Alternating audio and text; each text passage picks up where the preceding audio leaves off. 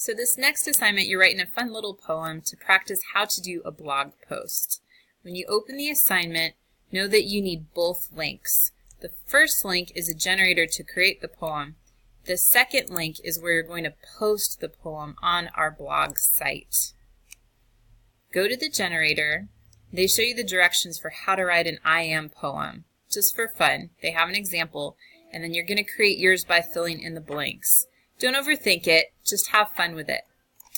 When you create that poem, it will generate on the next page. Copy it, and then take it over here. It's not turned in yet. You got to put it on our blog site here. So you can see where everyone has posted all of their poems. We've got way too many on here.